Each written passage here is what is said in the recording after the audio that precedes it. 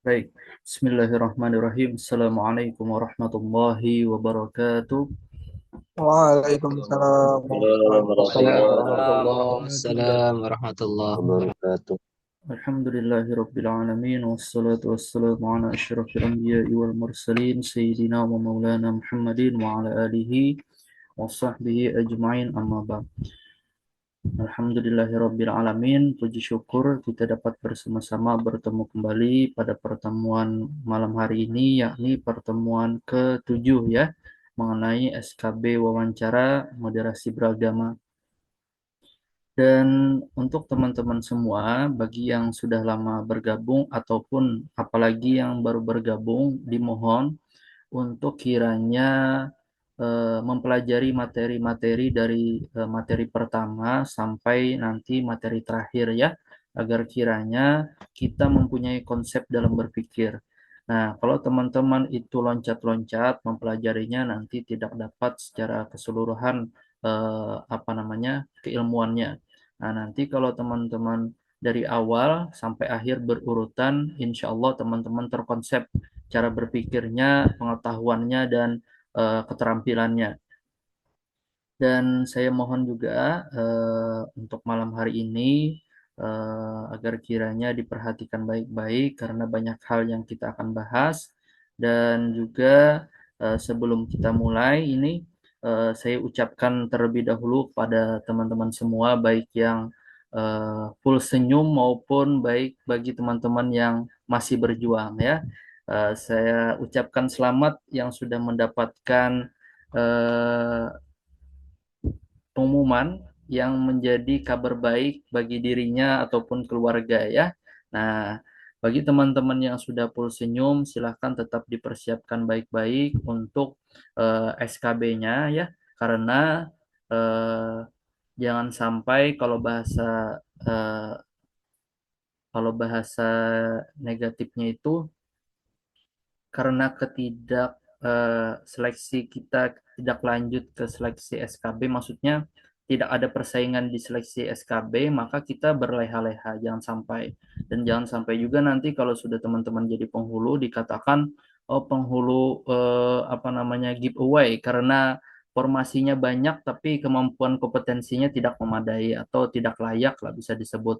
Atau jangan sampai nanti di hari H, maksudnya di eh, waktu sudah mulai bekerja mencek berkas pernikahan, walinya loncat-loncat atau misalnya saksinya tidak tahu syaratnya apa misalnya, atau tata cara pelaksanaannya tidak betul, jangan sampai ya, karena teman-teman itu bekerja bukan tentang urusan duniawi saja tapi juga ditanggungjawabkan di urusan akhiratnya ya.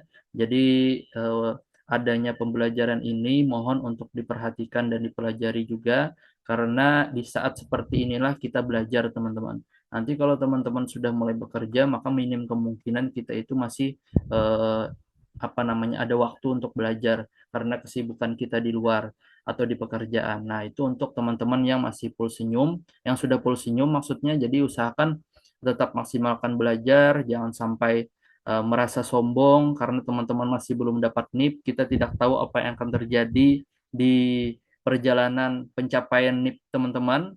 Nah, karena kalau tidak hadir misalnya atau terlambat atau ternyata ada pemberkasan atau yang tidak lengkap dan terlambat mengumpulnya, itu ada kemungkinan teman-teman tetap bisa gugur ya. Jadi jangan terlalu sombong, jadi usahakan tetap persiapkan baik-baik.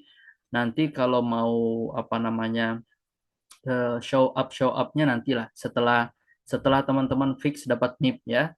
Nah, untuk sekarang tetap fokus belajar menjadi penghulu yang dinilai bisa layak betul-betul jadi penghulu. Nah, kemudian bagi teman-teman yang sedang berjuang karena banyak saingannya, apalagi tadi saya membaca sekilas nilai jumlah-jumlah formasi di setiap kanwil, itu yang paling ketat persaingannya itu eh, Kanwil Aceh dan Kanwil Kalimantan Selatan ya.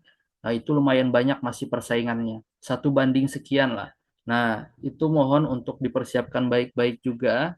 Dan bagi teman-teman yang lain pun juga harus dipersiapkan. Jangan sampai teman-teman masuk di bagian yang bukan masuk rankingan formasi. Nah, Jangan sampai. Sama di Jateng kan katanya lebih 50 orang ya. Nah, itu jangan sampai teman-teman masuk ke 50 orang itu. Usahakan betul-betul persiapkan baik-baik. Eh, jangan minder kalau kita mungkin tidak bisa baca kitab atau apapun, karena tingkatkan kemampuan kita di hal yang lainnya. Misalnya teman-teman tidak mampu baca kitab, misalnya belum baca saja, yang penting nanti kuasai hal-hal yang lain seperti peraturan, pasal, dan lain-lain ya. Itu bisa menunjang kemampuan teman-teman.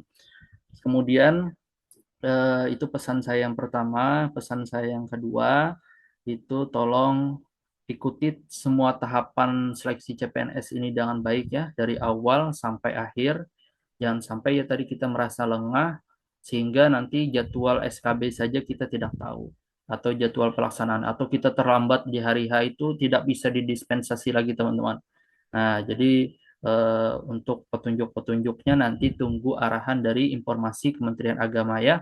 Nah, jadi jangan sibuk bertanya kapan tanggal dan lain-lain. Belum keluar pengumumannya. Santai dulu, eh, izinkan yang masih berjuang untuk apa namanya mempersiapkan dengan baik.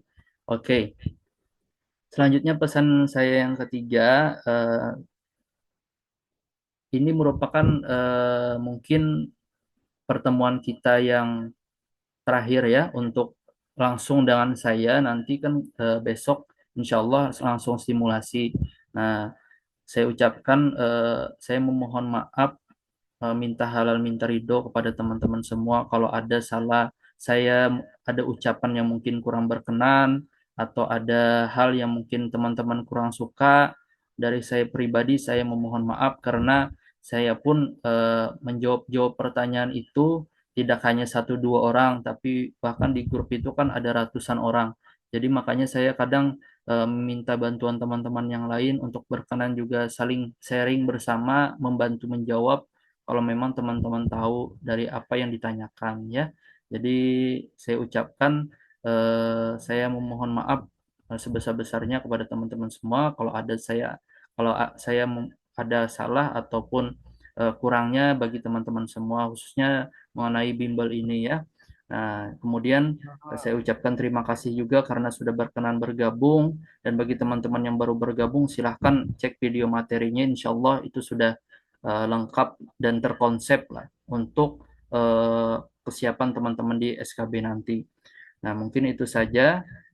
Kita mulai ya untuk materi ketujuh mengenai wawancara moderasi beragama. Nah, nanti simulasinya bagaimana Pak? Simulasinya nanti di saat hari H ataupun besok nanti kita coba ini kurang lebih lah seperti ini. Tapi nanti bisa jadi prediksi sementara saya teman-teman, untuk SKB non CAT ini itu teknisnya kan wawancara. Nah, wawancaranya ini ada kemungkinan karena banyak yang mendaftar di luar daerah, maka nanti tempat tempat ujian SKB non CAT-nya itu mungkin di daerah sendiri sesuai dengan tempat SKD yang kita pilih.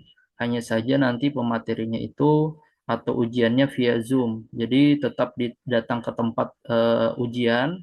Nah, tapi nanti di saat di tempat ujian kemungkinan bisa jadi lewat Zoom. Jadi eh, santai dulu, jangan pesan tiket sana sini, tunggu dulu informasi resminya, baru nanti kalau memang harus datang, mau tidak mau usahakan datang. Tapi kemungkinan kecil ya menurut saya, karena banyak orang-orang yang mendaftar di Kementerian Agama itu berbeda daerah. Nah, tidak mungkin juga mungkin penguji memberatkan orang yang apa namanya ingin ujian sampai beli-beli tiket kan, kemungkinan kecil, tapi ya tidak menutup kemungkinan juga. Nah, jadi dipersiapkan saja yang penting dan tunggu pengumuman, sabar ya. Jangan gerasa gerusuk, santai dulu teman-teman. Oke, lanjut materi selanjutnya, di slide selanjutnya, yaitu sedikit saya ingin menyampaikan mungkin bagi teman-teman yang sudah join di pertemuan pertama. Saya ingin tahadus bin nikmah dulu bahwa eh, siapa sih teman-teman yang orang yang mengajar teman-teman itu loh. Artinya berkompetenkah atau tidak, atau asal bunyi saja tanpa sepengetahuannya dan lain-lain, atau tidak mempunyai pengalaman. Saya izin menyampaikan ini pengalaman saya, tahadus bin nikmah, sharing kepada teman-teman, cerita sebagai upaya memotivasi teman-teman lah. Nah, di sini kan di Kanwil Kementerian Agama Provinsi Kalimantan Selatan ada lulusan terbaik dan ada formasi umum ya. Nah, alhamdulillah kebetulan walaupun nilai saya itu nih posisi saya di sini ya namanya. Nah, walaupun nilai saya itu di waktu SKD 413, tapi alhamdulillah di saat nilai SKB eh, nilai saya itu merupakan nilai tertinggi di eh, semua dari semua apa namanya peserta yang masuk ke SKB. Nah, kemudian setelah diintegrasikan antara nilai SKD dan nilai SKB, nilai SKD-nya kan 40% ya, teman-teman. Nah, nanti diintegrasikan, ditotalkan dengan nilai skor 60%, SKB itu 60%. Jadi kan ada SKB CAT dan SKB non CAT itu digabung nanti ditotal menjadi skor 60%. Nah, itu ditotalkan di akhir, nah masuklah rankingan. Nah, alhamdulillah, qadarullah waktu itu saya merupakan peringkat satu di formasi saya di lulusan terbaik dan peringkat satu se-Kalimantan Selatan. Jadi ini 81 kan? Nah, yang paling tinggi di umum itu 80. Nah, alhamdulillahnya di situ. Jadi saya sekedar sharing saja dan ini kami formasinya itu sedikit ya, teman-teman. Jadi apa namanya? Bersaing betul. Nah, kalau teman-teman yang banyak kan yang lebih leluasa lah untuk apa namanya? Masuk rankingannya. Nah, tapi alhamdulillah ya qadarullah kita bertemu di sini ya karena izin Allah juga dan alhamdulillah saya bisa semoga saya pun juga bisa menjadi wasilah teman-teman mengantarkan teman-teman menjadi mendapatkan eh, apa namanya SK CPNS ya dan menjadi CPNS Kementerian Agama. Oke. Sedikit saya sharing mengenai jadwal seleksi CPNS 2024. Masih banyak yang bertanya mengenai ini. Teman-teman sudah berada di posisi pengumuman hasil SKD CPNS nomor 14 tanggal 17 sampai tanggal 19 November. Nah, ini kan sudah sesuai ya, tanggal 19 November teman-teman kemarin sudah mendapatkan informasi mengenai pengumuman hasil seleksi kompetensi dasar. Nah, untuk pelaksanaan SKB CPNS non CAT itu dimulai tanggal 20 sampai 17 Desember. Artinya rentang ini itu kemungkinan nanti teman-teman mendapatkan informasi jadwal tanggal kapan teman-teman seleksi. Nah, berarti yang dimulai apa dulu nih? Yang dimulai SKB CPNS non CAT ya. Jadi jangan terlalu sibuk mempertanyakan SKB CAT, sibuklah dulu untuk kita persiapkan untuk SKB CPNS non CAT-nya karena non CAT ini kan ada dua. Yang pertama itu praktek kerja dan wawancara. Nah, ini tolong dipersiapkan karena ini yang akan kita apa namanya ujikan nanti. Nah, kemudian pemetaan titik lokasi SKB CPNS dengan chat. Nah, setelah selesai pelaksanaan SKB non CAT, nah ini baru ada pemetaan titik lokasi lagi untuk SKB yang CAT. Nah, SKB CAT ini saya ulangi pada teman-teman yang mungkin belum tahu. SKB CAT ini SKB sama seperti SKD ya, artinya pakai komputer dan nanti soalnya nanti hasil nilainya pun bisa dilihat langsung di YouTube. Nah, kalau SKB non CAT ini wawancara bentuknya, jadi bukan bentuk komputer. Nanti kita berhadapan langsung dengan penguji baik itu via online ataupun via offline. Nah, nanti tunggu saja pengumumannya. Jadi yang harus kita persiapkan SKB non CAT baru SKB CAT. Nah, oke. Kemudian nih sampai penjadwalan SKB CPNS dengan CAT dan seterusnya. Nah, nanti setelah selesai semuanya, nah ini baru integrasi nilai SKD dan SKB nanti ditotalkan masuklah rankingan atau tidak. Nah, nanti ada masa sanggah, jawab masa sanggah dan seterusnya, ada pengisian DRH dan lain-lain. Nah, ini masih panjang ya. Jadi jangan ditanyakan dulu tentang DRH, santai dulu, hadapi dulu yang ada di depan karena belum tentulah teman-teman takdir garis tangannya. Teman-teman bisa berucap itu kalau teman-teman sudah di hadapan mata di DRH itu. Kalau teman-teman masih melewati SKB, nah itu masih ada kemungkinan ya. Bisa ada kemungkinan terbaik, ada kemungkinan terburuk. Maka dari itu, misalkan jangan sombong dulu, siapkan baik-baik karena masih panjang perjalanan teman-teman. Oke, kita lanjut ya. Nah, mengenai SKB wawancara itu kita berdasarkan dulu penilaian pada tahun 2021 ya, waktu angkatan saya. Nah, kita itu jangan melebar-lebar pertanyaannya, cukup sesuai dengan apa yang dinilai. Nah, kalau kami kemarin karena keterangannya itu judulnya SKB wawancara. Nah, SKB wawancara itu kan kemungkinan umum ya, makanya ada 3 penilaian di sini. Nah, sedangkan untuk tahun ini kan SKB-nya ada keterangannya, wawancara moderasi beragama ya. Oke, jadi kemungkinan besar nanti penilaiannya termasuk ini dan ini. Jadi antara B dan C ini masuk. Nah, kalau A ini ada kemungkinan kecil tapi juga harus dipersiapkan ya. Nah, apa saja makna dari wawancara kita baca dulu. Nah, pengertian wawancara merupakan percakapan dua arah dengan menggunakan metode in-depth interview yang bertujuan untuk menilai wawasan kebangsaan, moderasi beragama, dan kapasitas ritual keagamaan. Penilaian, peserta memiliki komitmen kebangsaan yang kuat, pemahaman keagamaan yang moderat, dan ketaatan beragama dengan kapasitas ritual keagamaan yang baik. Nah, ini poin intinya sebenarnya. Dari wawancara ini, penguji ingin melihat apakah komitmen kebangsaan teman-teman itu kuat, apakah pemahaman keagamaannya itu moderat, tidak ke kanan, tidak terlalu ke kiri, umpamanya. Dan apakah ritual keagamaannya itu juga baik, apakah teman-teman itu sholat 5 waktu, menjalankan hal-hal yang wajib dulu. Nah, masa penghulu nggak sholat 5 waktu kan? Masa seperti itu? Tidak sesuai lah dengan jabatannya gitu ya. Jadi ini juga dinilai. Nah, ini moderasi beragama. Kalau kami tahun lalu itu penilaiannya 5 apa namanya keagamaan moderat dengan nilai tertinggi 50 dengan region sebagai berikut. Nah, ada di dalam moderasi beragama itu penilaian toleransi, anti kekerasan, akomodatif terhadap kebudayaan lokal. Nah, nanti kita bahas satu-satu ya.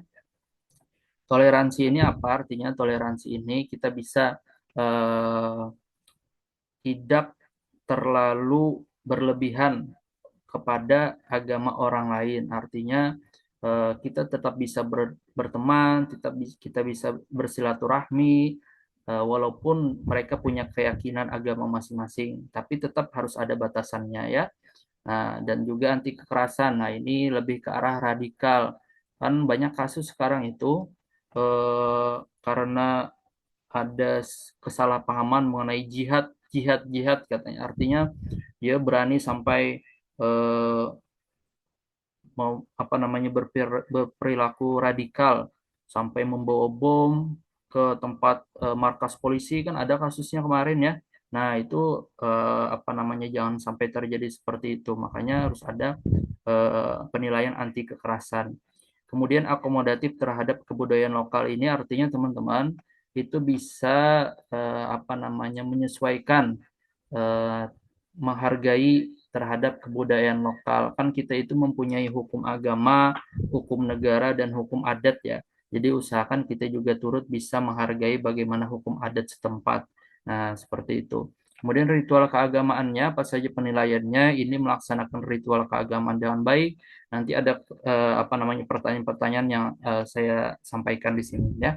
Mampu membaca dan menulis memahami kitab sucinya. Nah, kemungkinan besar nanti menulis, membaca Quran dan lain-lain mengenai surat pendek itu nanti di saat wawancara ini ya teman-teman, kemungkinan besar. Nah, tidak ditanyakan di praktek kerja tapi di saat wawancara ini. Oke.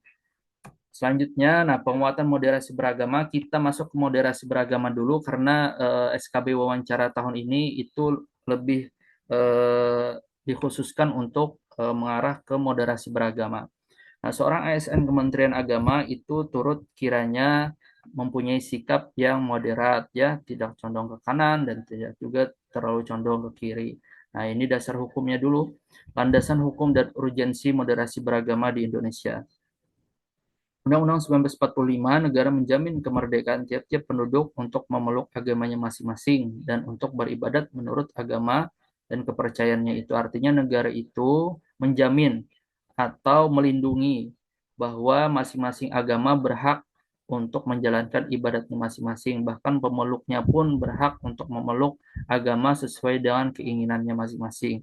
Nah, kemudian Undang-Undang Nomor 39 Tahun 1999 tentang hak asasi manusia, setiap orang bebas memeluk agamanya masing-masing dan untuk beribadat menurut agamanya dan kepercayaannya. Artinya, kalau ada orang yang memaksa dalam beragama atau dalam untuk kiranya harus memasuki agamanya, maka itu dia sudah melanggar hak asasi manusia ya. Karena setiap orang itu bebas memeluk agamanya masing-masing. Tapi kalau posisi kita sebagai umat Islam, usahakan ya setidaknya kita tetap berusaha mengajak kan, tidak tidak memaksa, mengajak agar kiranya bisa untuk bersama-sama menjadi saudara muslim atau muslimat ya. Kemudian Perpres 83 tahun 2015 tentang Kementerian Agama. Nah, Kementerian Agama itu mempunyai tugas khusus teman-teman, yaitu menyelenggarakan urusan pemerintahan di bidang agama untuk membantu Presiden dalam menyelenggarakan pemerintahan negara. Nah, jadi kalau TNI itu menjaga kedaulatan negara dan polisi itu menjaga ketertiban masyarakat, maka kita sebagai ASN Kementerian Agama itu harus menjaga bagaimana agar kiranya antar umat beragama itu saling rukun, damai, dan tentram, sejuk gitu. Tidak ada pertentangan atau tidak ada perselisihan. Nah, itulah tugasnya ASN Kementerian Agama. Nah, kemudian Perpres 18 tahun 2020 tentang RPJMN 2020 sampai 2024, program prioritas memperkuat moderasi beragama yang bertujuan untuk mengukuhkan toleransi, kerukunan, dan harmoni sosial menjadi tanggung jawab Kementerian Agama. Nah, ini harus digarisbawahi ya. Nah, Kementerian Agama pada tahun 2020 sampai 2024 mempunyai program prioritas yaitu memperkuat moderasi beragama untuk mengukuhkan toleransi, kerukunan, dan harmoni sosial. Nah, kemudian Kementerian Agama juga yang berprofesional dan andal dalam membangun masyarakat yang soleh, moderat, cerdas, dan unggul untuk mewujudkan Indonesia maju, berdaulat, mandiri, berkepribadian, berdasarkan gotong royong. Artinya, kalau tidak terjadi perselisihan antar agama, maka negara pun akan ada kemungkinan untuk bisa melangkah menjadi negara yang maju. Jadi konflik keagamaan itu penting, harus dihindari ya. Makanya itu harus penting teman-teman bisa menguasai atau memahami tentang moderasi beragama. Selanjutnya, nah ini rumusannya dulu. Saya hanya menyampaikan beberapa slide, insya Allah ini teman-teman bisa paham mengenai moderasi beragama. Yang pertama mengenai pengertiannya itu ada 4. Ini pengertiannya teman-teman bisa baca sendiri, tapi saya ringkasnya di bahasa Indonesia, yaitu moderasi itu merupakan pengurangan kekerasan dan penghindaran keekstriman. Nah, kalau masuk ke dalam bahasa Latin itu kesedangan, tidak kelebihan dan tidak kekurangan, artinya di tengah-tengah ya. Nah, kalau bahasa Arab, nah ini yang penting. Wasot atau wasotiyah yang memiliki padanan makna dengan kata tawasud atau tengah-tengah. Iktidal, adil, dan tawazun berimbang. Nah, ini bisa kemungkinan keluar ya. Nah, apa yang dimaksud iktidal atau apa yang dimaksud tawazun? Nah, artinya, nah ini tawazun berimbang, iktidal adil, tawasud di tengah-tengah. Nah, artinya berada di tengah-tengah. Nah, kalau iktidal itu kan adil, adil itu tidak berpihak ke kanan maupun berpihak ke kiri, artinya juga sama rata. Nah, kemudian tawazun itu imbang, tidak condong ke kanan, tidak juga condong ke kiri, artinya tetap berada di tengah-tengah. Pokoknya bayangkan bagaimana posisi teman-teman itu berada di tengah-tengah. Tidak boleh terlalu ke kanan, tidak boleh juga terlalu ke kiri. Nah, kemudian sederhananya maknanya yaitu cara pandang, sikap dan praktik beragama dalam kehidupan bersama dengan cara mengejawantahkan esensi ajaran agama yang melindungi martabat kemanusiaan dan bangun kemaslahatan umum berlandaskan prinsip adil, berimbang, dan mentaati konstitusi sebagai kesepakatan berbangsa. Nah, ini keterangan ringkasnya mengenai moderasi beragama. Nah, moderasi beragama sesungguhnya merupakan kunci terciptanya toleransi dan kerukunan baik di tingkat lokal, nasional, maupun global. Kalau masyarakat itu sifatnya sudah moderat, maka akan terciptanya masyarakat yang toleransi, rukun, baik itu secara lokal, nasional, dan global. Oke, ini yang paling penting ya dari semua penjabaran moderasi beragama, teman-teman yang paling penting itu harus menguasai 4 hal ini. Karena ini akan menjadi apa namanya dasar kalau ada kasus, maka ini yang merupakan dasar kita. Nah, indikator atau orang itu terukur bahwa dia itu apa namanya bersifat moderat, yaitu dia mempunyai 4 hal ini. Moderasi beragama bukan hal absurd yang tidak bisa diukur. Keberhasilan moderasi beragama dalam kehidupan masyarakat Indonesia dapat terlihat dari tingginya 4 indikator utama berikut ini serta beberapa indikator lain yang selaras dan saling bertautan. Nah, usahakan 4 hal ini sudah hafal ya. Sebelum nanti ujian moderasi beragama, ujian wawancara apa saja. Yang pertama itu komitmen kebangsaan. Nah, yang kedua itu toleransi, yang ketiga anti kekerasan, dan yang keempat itu penerimaan terhadap tradisi atau budaya lokal. Baik, kita bahas satu-satu. Komitmen kebangsaan, penerimaan terhadap prinsip-prinsip berbangsa yang tertuang dalam Konstitusi, Undang-Undang 1945, dan regulasi di bawahnya. Nah, nanti ini ada pertanyaan seperti ini nih, ada kemungkinan. Bagaimana kalau negara Indonesia ini dirubah menjadi negara Islam. Nah, ini kan bertentangan dengan komitmen kebangsaan, yang mana negara kita itu merupakan negara Pancasila yang berdasarkan Undang-Undang 1945. Nah, bukan negara Islam ya, hanya saja Undang-Undang 1945 itu juga apa namanya mempersilahkan kepada masyarakat itu untuk memeluk keyakinan dan agamanya masing-masing. Jadi tidak ada paksaan di situ. Nah, itu teman-teman harus memahami. Kalau teman-teman menguasai mengenai komitmen kebangsaan, intinya kita mempunyai komitmen kebangsaan apapun nanti case yang berhubungan dan membenturkan dengan eh, apa namanya keindonesiaan, nah itu bisa kita pakai dasarnya itu komitmen kebangsaan. Kemudian toleransi, nah apa itu maksud toleransi? Menghormati perbedaan dan memberi ruang orang lain untuk berkeyakinan. Mengekspresikan keyakinannya dan menyampaikan pendapat, menghargai kesetaraan, dan sedia bekerja sama. Nah, misal mungkin teman-teman eh, apa namanya karena teman-teman itu ASN Kementerian Agama ya, tapi bisa jadi nanti teman-teman kalau ada pelatihan itu satu ruangan dengan orang yang berbeda agamanya dengan kita. Contoh waktu saya kemarin itu latsar, saya satu kamar dengan penyuluh agama Katolik. Nah, dan saya penghulu kan, otomatis kan saya pasti beragama Islam. Nah, di situ kami saling toleransi dan beliau pun juga toleransi di saat saya ingin sholat, beliau persilahkan dan beliau keluar untuk menghargai dan apa namanya menghargai saya sholat. Nah, begitu pun sebaliknya saat beliau pun ada apa namanya ya eh, tindakan-tindakan ibadah. Nah, saya pun juga harus memahami agar kayaknya menghargai masing-masing. Tapi tidak berlebihan ya. Artinya jangan sampai kita ikut turut juga melakukan kegiatan ibadahnya. Tetap kita mempunyai batasan dan koridor, toleransinya tetap jangan berlebihan. Oke, yang nomor 3 itu anti kekerasan. Nah, harus diingat ya anti kekerasan menolak tindakan seseorang atau kelompok tertentu yang menggunakan cara-cara kekerasan baik secara fisik maupun verbal dalam mengusung perubahan yang diinginkan. Artinya, misal kalau ada orang yang berkeinginan untuk mengubah Pancasila misalnya atau mengubah negara Indonesia menjadi negara Islam, maka itu termasuk apa namanya hal yang harus kita tolak karena itu bisa terjadi kekerasan di sana karena dia ingin menginginkan perubahan tersebut. Maka penting kita harus menolak baik secara fisik maupun verbal ya.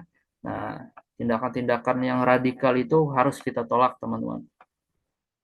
Kemudian penerimaan terhadap tradisi, ramah dalam penerimaan tradisi dan budaya lokal dalam perilaku keagamaannya sejauh tidak bertentangan dengan pokok ajaran agama. Artinya, boleh saja kita menghargai hukum-hukum adat yang terjadi di sekitar kita, tapi kita tetap membatasi diri bahwa tidak boleh di luar dari syariat.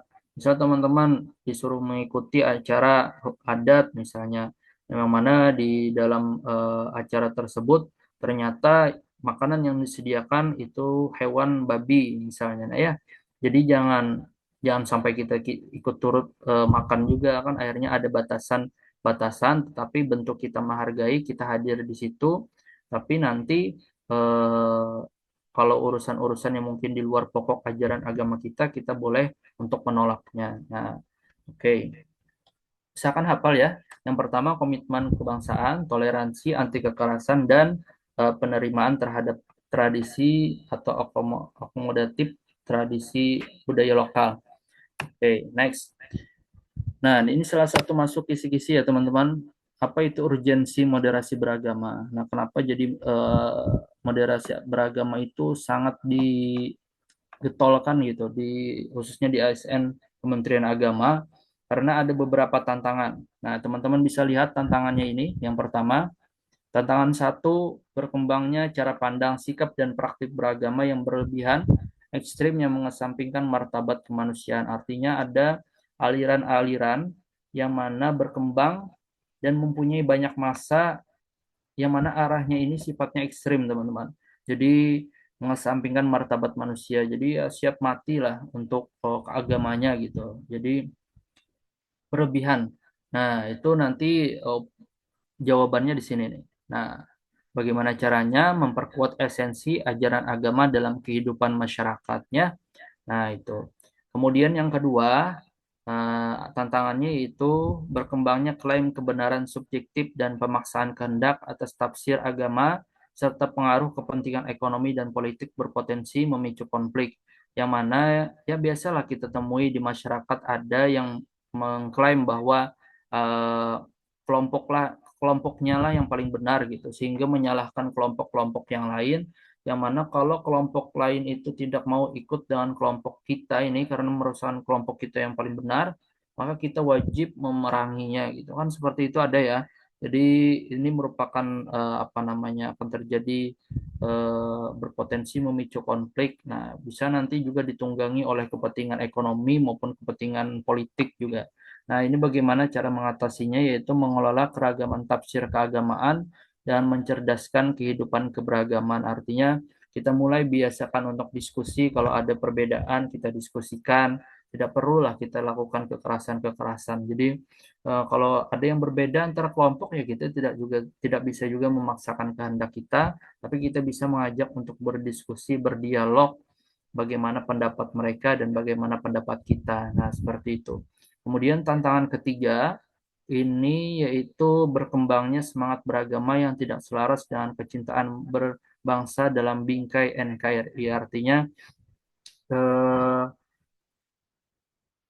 beragama yang terlalu berlebihan hingga ingin mengubah Indonesia ini. Artinya ingin mengubah menjadi negara Islam, ingin tidak hormat dengan bendera merah putih misalnya, itu juga bentuk sebagai terlalu berlebihan dalam beragama.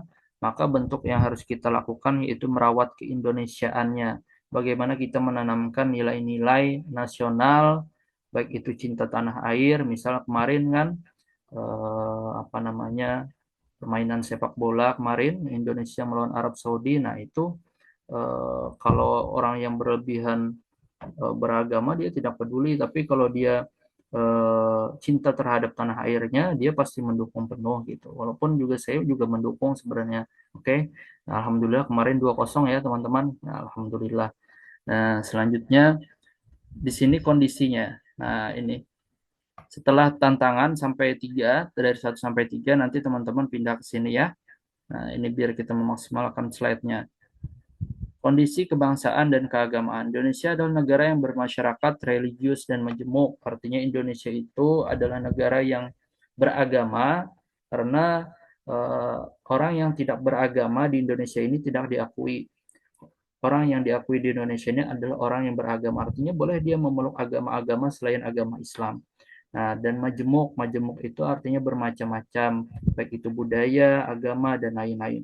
Kemudian meskipun bukan negara agama, nah harus digarisbawahi ya, meskipun bukan negara agama, masyarakat lekat dengan kehidupan beragama dan kemerdekaan beragama dijamin oleh konstitusi. Artinya kita memeluk agama kita itu sudah dijamin oleh konstitusi. Kita melaksanakan ibadah itu juga dijamin. Kita tidak boleh mengganggu tata cara ibadah orang lain karena itu juga dilindungi oleh konstitusi. Kemudian menjaga keseimbangan antara hak beragama dan komitmen kebangsaan menjadi tantangan bagi setiap warga negara. Artinya bagaimana antara agama dan negara itu bisa berjalan seirama gitu, tidak tidak timpang kanan dan timpang kiri. Jadi dan karena teman-teman itu akan menjadi ASN, maka kita juga harus sama halnya misalnya dalam pencatatan pernikahan ya. Bagaimana caranya secara syariat terpenuhi, secara peraturan perundang-undangan juga terpenuhi. Jangan sampai penghulu itu hanya menjalankan secara syariatnya, tetapi tidak menjalankan secara peraturan perundang-undangannya, karena teman-teman itu digaji oleh negara dan apa namanya disumpah nanti teman-teman disumpah mengabdi untuk negara ya, artinya apapun segala sesuatunya kita sudah terikat oleh peraturan yang ada di negara kita. Kemudian moderasi beragama merupakan perekat antara semangat beragama dan komitmen berbangsa. Nah, artinya moderasi beragama itu bukan agamanya yang harus moderat ya, tapi cara orangnya. Nah, cara orang yang beragama itu yang harus moderat. Artinya tidak berlebihan. Agama itu sudah moderat, teman-teman. Nah, hanya saja orang-orang yang beragama itu tidak belum tentu moderat. Artinya cara dia beragama kadang ada yang terlalu ekstrim, kadang ada yang terlalu liberal. Nah, posisi kita harus di tengah-tengah. Nah, kemudian eh, toleran, harmonis, dan damai agar moderasi beragama ini agar terciptanya nanti suasana yang toleran, harmonis, damai, saling membantu misalnya. Misalnya saling membantu kan ada tuh video-video ya yang para Buddha apa namanya agama Buddha itu jalan dan dibantu disiram-siram oleh masyarakat sekitar agar kiranya mereka tidak merasa kepanasan. Nah, itu kan saling membantu ya, toleransi. Nah, itu agar terciptanya suasana damai. Nah, ini penting teman-teman. Mohon dibaca dan dipelajari ya nanti. Dalam memperkuat moderasi beragama terdapat beberapa pesan dasar yang perlu digaungkan. Yang pertama, memajukan kehidupan umat manusia. Nah, sikapnya itu harus hidup amanah, adil, serta menebar kebajikan, kasih sayang terhadap sesama manusia. Kemudian menjunjung tinggi keadaban mulia, kemudian menghormati harkat martabat kemanusiaan, memperkuat nilai moderat, mewujudkan perdamaian, menghargai kemajemukan, menaati komitmen berbangsa. Nah, ini teman-teman silahkan baca. Tapi kalau teman-teman ringkasnya, kalau mau melihat penerapan moderasi beragama yang betul itu, yang paling bisa jadi role model menurut saya itu teman-teman bisa searching di YouTube ya. Tulis di situ Habib Ja'far. Nah, itu banyak beliau itu memberikan cara agar kiranya kita itu bisa saling toleransi antar beragama dan menciptakan uh, cinta dan kasih sayang antar umat beragama gitu. Nah, itu cocok beliau itu sebenarnya jadi role model moderasi beragama khususnya untuk anak muda. Nah, kemudian penyelarasan relasi agama dan negara ya. Agama dan politik, agama dan hukum, agama dan layanan publik, agama dan ekspresi publik. Nah, ini teman-teman bisa membaca sendiri. Nah, kemudian penguatan moderasi beragama pada dasarnya adalah menghadirkan negara sebagai rumah bersama yang adil dan ramah bagi bangsa Indonesia untuk menjalani kehidupan beragama yang rukun, damai, dan makmur. Poin intinya di sini, teman-teman. Pentingnya moderasi beragama itu agar nanti masyarakat itu bisa rukun, damai, dan makmur ya, tidak berselisih, tidak apa namanya bertentangan, saling damai, saling toleransi selama batasan sesuai dengan ajaran pokok agamanya masing-masing. Baik. Nah, ini kita bahas sedikit mengenai pertanyaan apa saja yang kemungkinan keluar di saat wawancara. Pertama, doa kunut, iftitah, duha, tahajud, dan doa selamat ya. Nah, ini kalau bisa ya hafal lah. Bagi teman-teman yang sering sholat duha pasti insya Allah hafal. Sholat tahajud juga insya Allah hafal. Doa iftitah bagi yang NU, doa kunut bagi yang NU, dan bagi yang bukan NU, ya saya mohon juga untuk kiranya dipersiapkan ya. Jangan sampai nanti kalau penguji minta doa kunut, kita jawab saya sholat subuhnya tidak pakai kunut. Nah, itu jawaban yang kurang elok lah. Nah, mungkin teman-teman bisa hafalkan saja, tidak ada salahnya juga ya. Walaupun umpamanya di saat penerapan sholatnya teman-teman tidak menerapkan, ya monggo itu hak teman-teman. Nah, tapi usahakan untuk persiapan dan nilai teman-teman, kunut, iftitah. Nah, iftitah itu kan Allahu Akbar kabir, walhamdulillahi katsira dan seterusnya. Nah, kemudian duha, Allahumma inna duha, duha uka dan seterusnya, tahajud dan selamat. Nah, itu kalau bisa hafal. Nah, teman bisa searching lah sendiri di Google atau di YouTube atau di mana untuk menghafalkan doa-doa ini. Kemudian nomor dua itu kalau saya dulu ditanya mengenai doa sholat duha ya, dan alhamdulillah saya juga bisa menjawab. Nah, apalagi kunut, kunut ini ya kalau teman-teman yang sering jadi imam, eh, insya Allah kan di sini banyak kiai, banyak ustadz-ustadz nih di Zoom ini. Insya Allah pasti selesai lah urusan ini. Bagi yang tidak terbiasa, mungkin sholat duha, sholat tahajud ya. Saya mohon kiranya yang menjelang sampai nip ini biasakanlah sholat tahajud, sholat duha agar kiranya ya semoga dengan berkat itu teman-teman mendapatkan nip gitu ya. Oke. Bacaan, tahiyat, dan tasyahud itu juga ditanyakan. At-tahiyatul mubarakatus, salawat, dan seterusnya. Kemudian niat mandi wajib. Nah ini, walaupun kita laki-laki, nah kita pun juga harus tahu niat mandi wajib ya. Karena laki-laki kan tidak, apalagi yang belum menikah, apalagi yang orang yang belum menikah. Para calon penghulu bujang, tolong didengarkan baik-baik, harus hafal yang namanya niat mandi wajib. Nawaitul ghusla birafil hadatsil akbari fardholillahi ta'ala. Nah, itu salah niat mandi wajib. Dan doa berhubungan suami istri. Nah, ini walaupun teman-teman masih bujang belum beristri ya tolong dihafalkan ya. Karena nanti teman-teman pun juga akan ditanyakan kemungkinan tahu nggak penghulunya doa berhubungan suami istri. Masa yang menikahkan walaupun belum menikah tidak tahu doa berhubungan suami istri kan ya, saya akan tahu doa berhubungan suami istri. Allahumma jadi minasyaiton wa janibi syaiton ma razaqtana. Jadi tolonglah dihafalkan walaupun belum punya istri ya, hafalkan saja tidak salah juga karena nanti teman-teman setelah jadi penghulu pun insya Allah akan berusaha bagaimana secepat mungkin untuk menikah kan seperti itu ya. Kemudian sholat jenazah, nah kebetulan juga saya ditanya mengenai sholat jenazah kemarin itu bagaimana bacaan-bacaannya dari rakaat pertama, dari rakaat, dari takbir pertama sampai takbir keempat. Nah itu apa saja bacaannya, bisa saja dipelajari ya. Nah, kemudian sholat lima waktu. Nah, sholat lima waktu apa yang ditanya-tanya lah. Mungkin mengenai biasanya kalau sholat lima waktu ini disuruh sholat subuh dua rakaat. Jadi antara dari takbir sampai salam itu penguji tahu nih, oh ternyata dia paham mengenai bacaan-bacaan di dalam sholat. Bacaan dalam ruku, bacaan dalam sujud, kemudian bacaan dalam apa namanya takbiratul ihram, kemudian dan seterusnya lah. Nah, kemudian ada pengertian moderasi beragama. Nah, tadi sudah disampaikan kan pengertian moderasi beragama apa di slide sebelumnya. Kemudian dalil moderasi beragama. Nah, dalil moderasi beragama ini bisa dasar hukum yang tadi.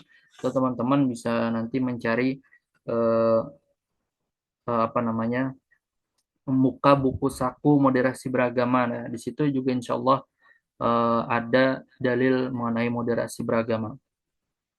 Nah, kemudian saya pernah ditanya juga pernah ikut organisasi apa saja ya karena saya merupakan apa namanya anggota dari waktu kuliah itu PMII, maka saya pun juga sampaikan PMI artinya kan kalau kita mengikuti organisasi-organisasi mahasiswa yang itu moderat lah bahasanya, PMII, HMI, IMM kan. Nah, kurang lebihnya seperti itu insya Allah teman-teman itu dianggap moderat. Nah, terus sekarang ikut organisasi apa? Sudah kuliah misalnya, setelah selesai kuliah, ya kita bisa bilang kita terjun di masyarakat, membantu masjid dan seterusnya dan lain-lain ya.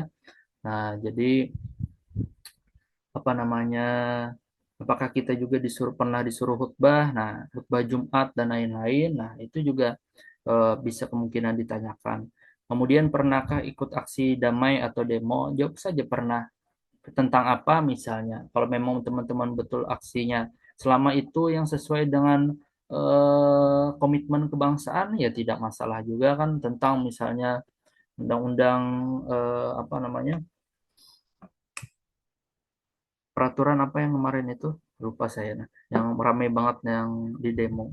Nah itu bisa, tapi yang penting jangan anarkis kan. Sifat kita itu mengemukakan pendapat kan, jadi jangan sifatnya anarkis. Kemudian bagaimana pandangan sikap Anda tentang, kayak kita mulai dari sini ya. Nah ini sudah mulai mengarah ke moderasi beragama.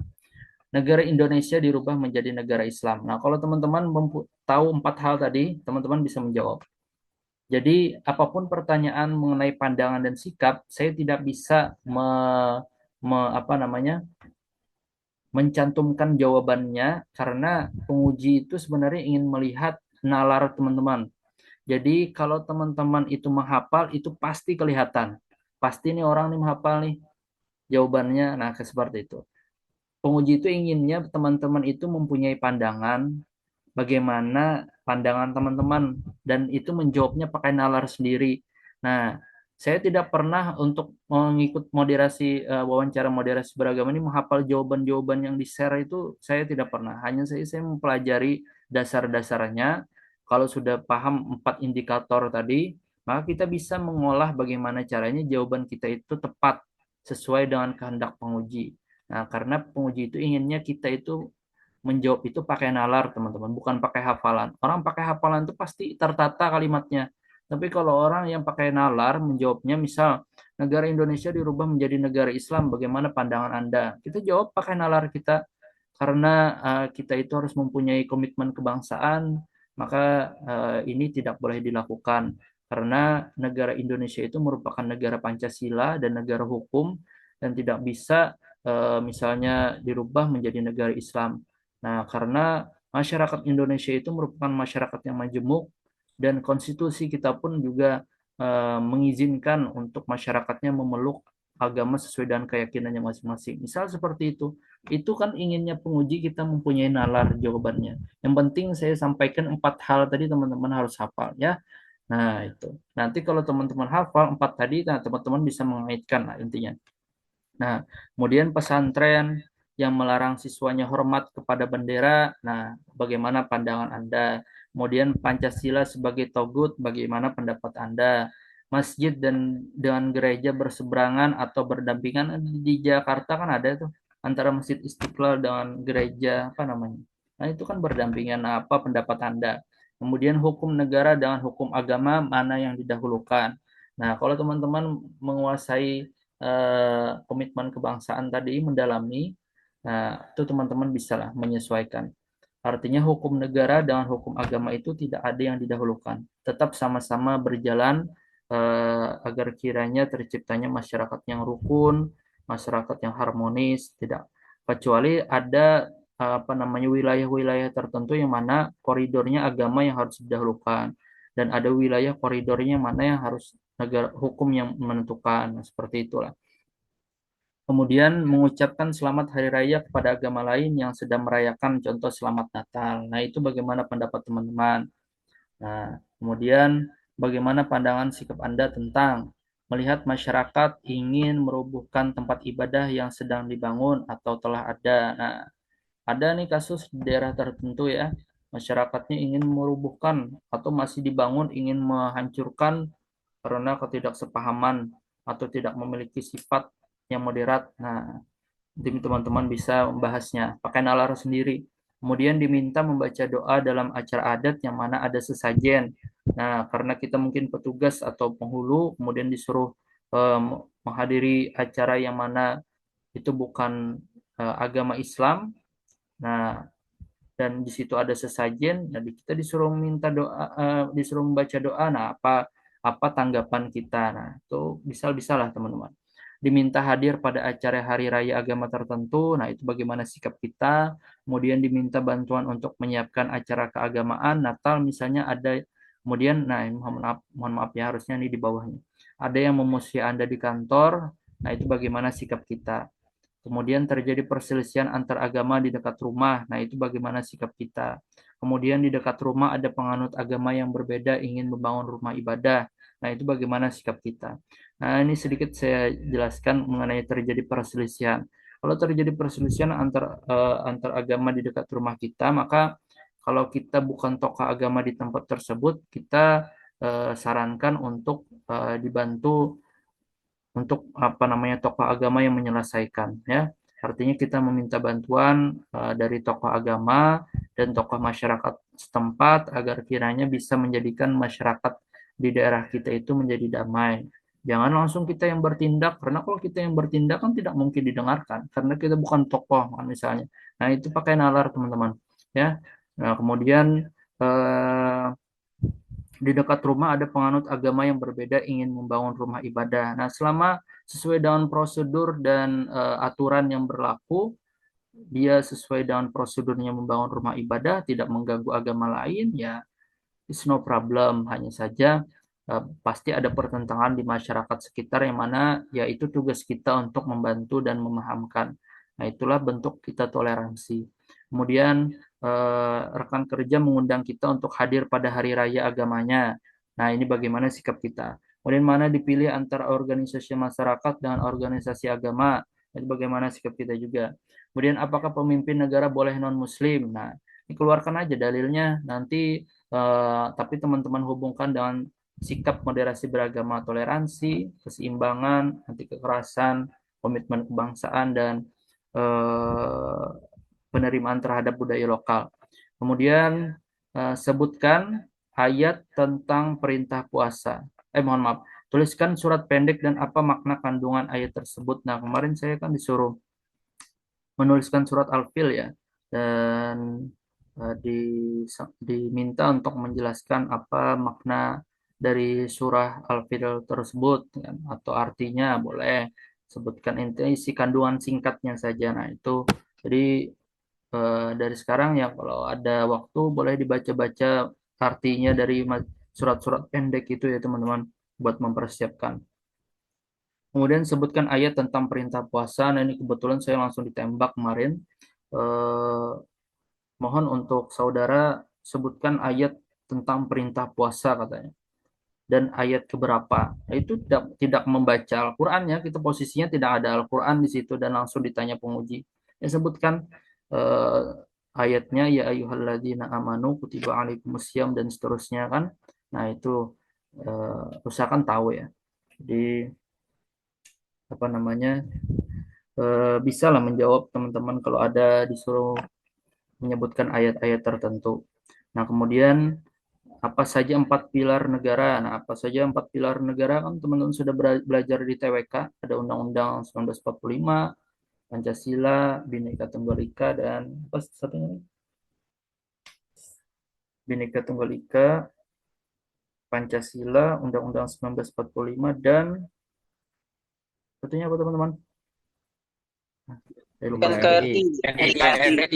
NKRI, ya, NKRI. ya, NKRI, ya. Oke, dan terakhir bagaimana cara menyikapi informasi hoax. Nah, ini yang terupdate pertanyaannya itu ada tentang bagaimana cara menyikapi informasi hoax. Nah, tata caranya ya ada informasi yang datang ke kita, kita filter terlebih dahulu, kemudian apakah sumbernya ini betul, kemudian barulah kalau memang betul tervalidasi sumbernya, memang betul beritanya seperti itu, bolehlah kita share. Nah, tapi kalau informasi hoax ternyata setelah kita cek, maka kita suruh hapus untuk menghindari pemahaman salah paham kepada masyarakat. Nah, jadi bagaimana tata caranya, teman-teman belajar sendiri, ya. Yang penting tadi pertanyaan-pertanyaan tadi dinalar, dan usahakan bisa hafal 4 hal tadi dan memahami bagaimana tata cara moderasi beragama itu. Nah, ini sedikit saya kilas mengenai organisasi dan tata kerja Kementerian Agama. Nah, kemarin ada yang tanya mengenai profil Kementerian Agama, ya.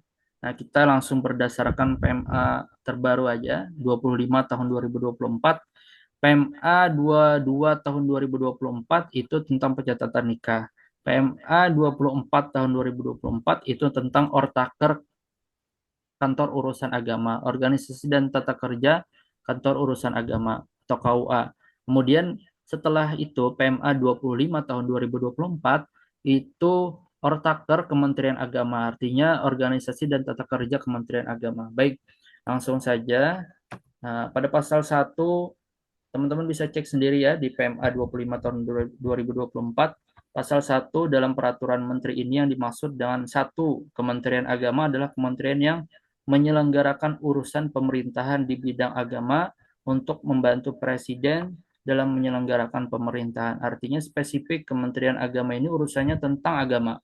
Urusan-urusan tentang agama yang mana itu menjadi mandat presiden kepada menteri untuk membantu presiden dalam menangani hal-hal yang berurusan dengan agama. Kemudian menteri adalah menteri yang menyelenggarakan urusan pemerintahan di bidang agama. Nanti ditanya nih teman-teman, siapa menteri agama sekarang? Dan sampai tidak tahu ya, Profesor Dr.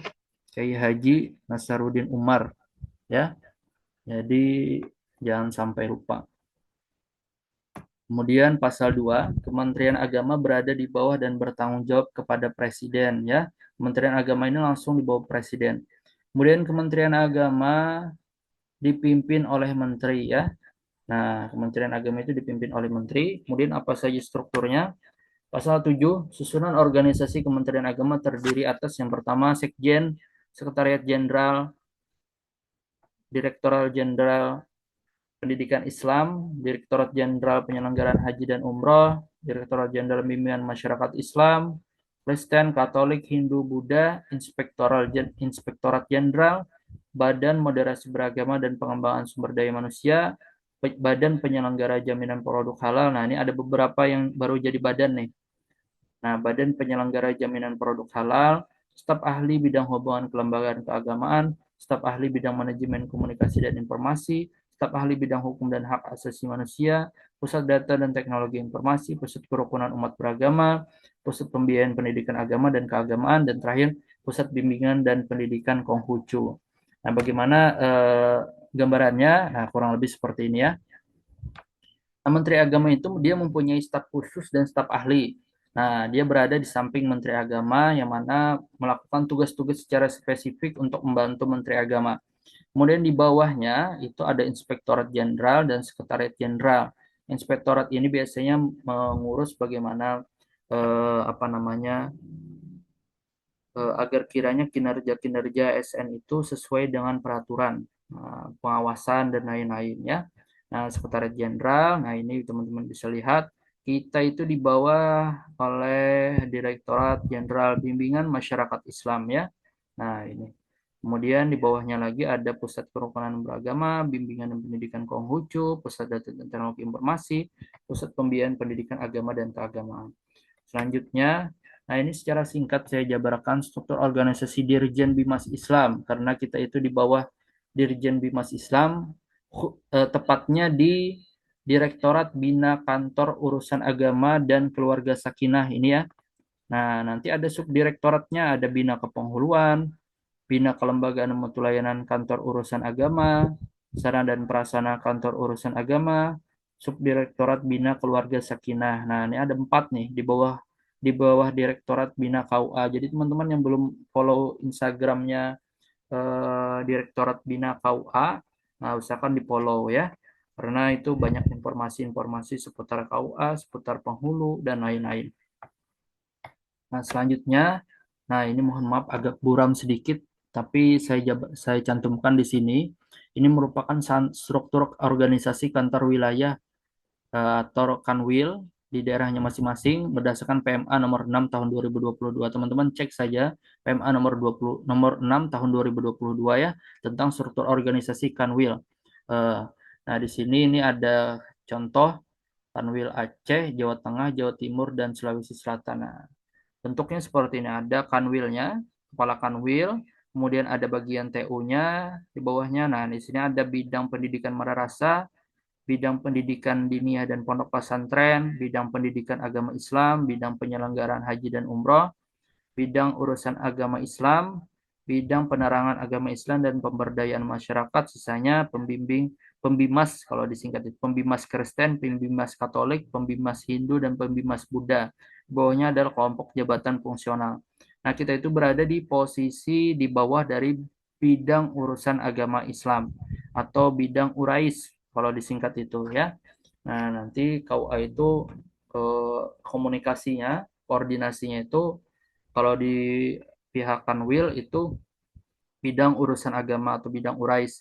Nanti di bidang urais ini membawahi lagi yang namanya kalau di kabupaten seksi bimbingan masyarakat Islam. Nah, ya. Nah, mungkin itu saja. Kemudian sedikit saya singkat menjelaskan mengenai Undang-Undang Aparatur Sipil Negara bahwa Undang-Undang Nomor 5 Tahun 2014 itu sudah direvisi ya teman-teman menjadi Undang-Undang Nomor 20 Tahun 2023 tentang aparatur sipil negara atau ASN dan berlakunya undang-undang tersebut pada tanggal 31 Oktober 2023 maka Undang-Undang Nomor 5 Tahun 2014 itu dicabut dan dinyatakan tidak berlaku. Artinya di kisi-kisi tersebut sebenarnya tidak bisa dipakai lagi karena sudah tidak berlaku ya. Jadi patokan kita itu Undang-Undang Nomor 20 Tahun 2023 tentang ASN. Kemudian singkat saya jelaskan mengenai Undang-Undang ASN ini. Yang pertama, Undang-Undang ASN 2023 itu memberikan hak yang sama bagi PNS dan P3K ya. Nah, pada bab 4 Undang-Undang Nomor 20 Tahun 2023 yang mengatur tentang hak dan kewajiban, tidak ada pengaturan yang berbeda antara hak yang diberikan kepada PNS dan P3K. Karena pada pasal yang mengatur soal hak langsung memakai kata ASN. Artinya ASN itu ada dua, yaitu PNS dan P3K. Nah, dulu kan ASN itu hanya PNS saja. Sekarang P3K pun juga diakui sebagai ASN gitu. Jadi tidak ada lagi perbedaan korpri itu khusus untuk PNS tidak. Jadi PNS dan P3K itu juga termasuk ya. Nah, dan apapun yang menjadi haknya mereka bisa juga mendapatkan. Nah, tidak ada istilah PNS pusat dan PNS daerah. UUS ASN 2023 terdiri dari 14 bab dan 77 pasal.